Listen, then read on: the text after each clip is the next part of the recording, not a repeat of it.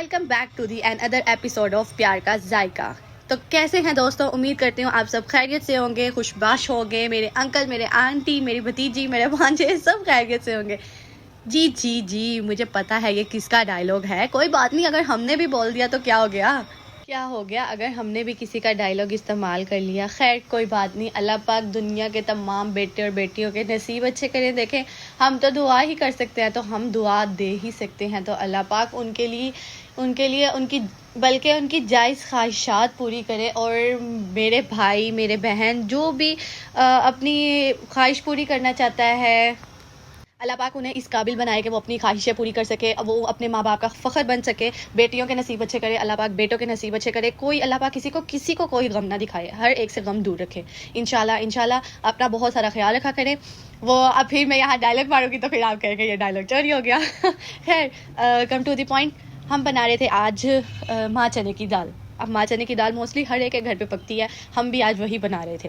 खैर हमने माँ चने की दाल साफ़ करने के बाद हमने उसको अच्छी तरह धोया ताकि उसमें कोई गंद ना रह जाए। धोने के बाद उसे अच्छी तरह धोने के बाद उसको चूल्हे पर चढ़ा दिया। चूल्हे पर चढ़ा के मसाले वगैरह डालने के बाद प्रेशर कुकर बंद किया। बंद करने के बाद ज़रा सी शौकी मारते हुए टाइम देख रही थी कि क्या हो गया टाइम, बस घड़ी नहीं पहनी थी, बाकी सारा टाइम देख रही थी। कोई बात नहीं, चलता रहता है।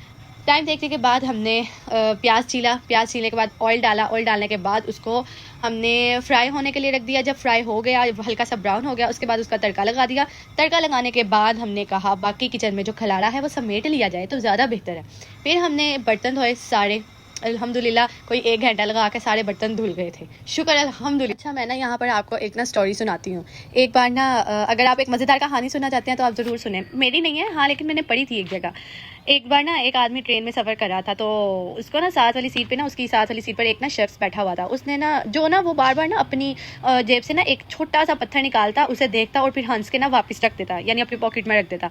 तो ना जो उसके साथ आदमी बैठा था वो बड़ा हैरान हुआ। उसने पूछा, उससे रहा नहीं गया, तो उसने पूछा कि भाई आप ये बार बार क्या कर रहे हो, यानी कि ये कौन सा पत्थर है जो आपको इतना हंसा रहा है। तो ना उस आदमी ने जवाब दिया, वो मुस्कुराया पहले, तो उसने जवाब दिया कि दरअसल ये वो पत्थर है जो ना मैंने अपनी बीवी को उस वक्त मारा था जब वो मुझे छोड़कर जा रही थी। तो ना वो और हैरान हुआ कि ये इसमें हंसने वाली क्या बात है। उससे फिर उसने उससे सवाल किया।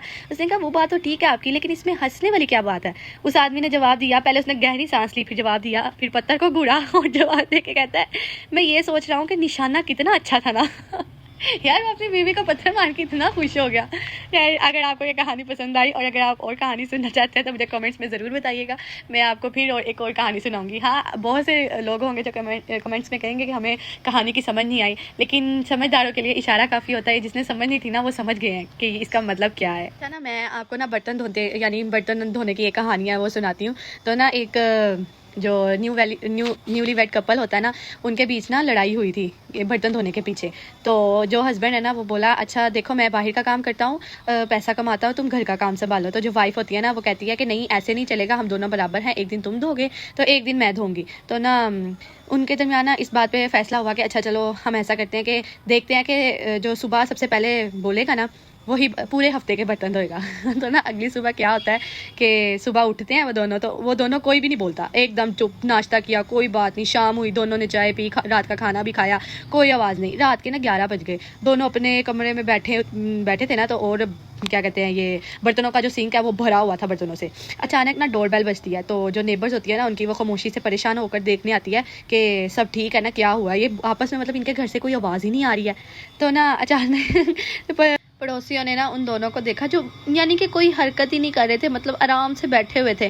तो ना उनकी आंखों में ना खामोशी की ना, जाहिर सी बात है वो एक दूसरे को देख रही, जब उनकी आंखों में खामोशी की ना जंग चल रही थी।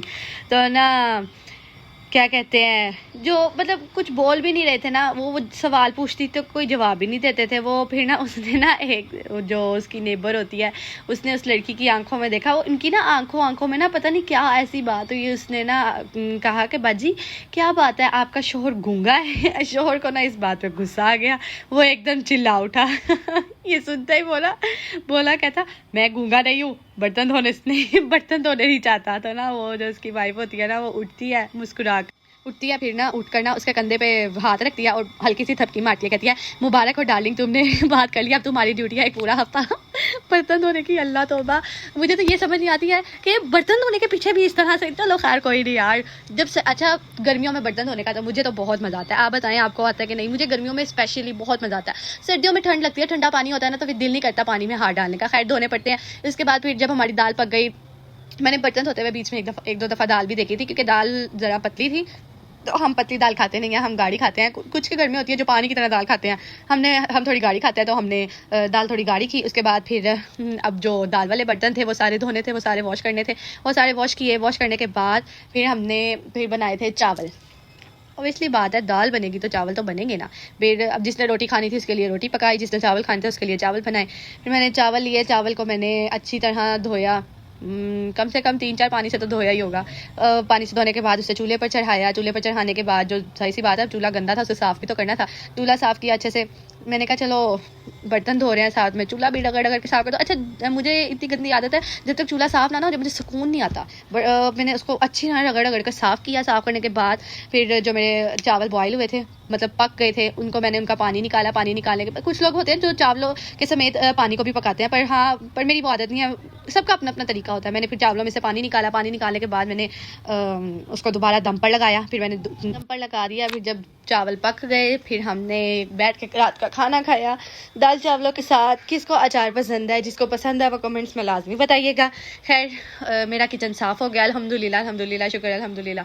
और उम्मीद करती हूँ आपको आज का व्लॉग छोटा सा पसंद आया होगा। काइंडली आपको पसंद आया होगा तो सब्सक्राइब करना, फॉलो करना मत भूलिएगा, लाइक करना मत भूलिएगा।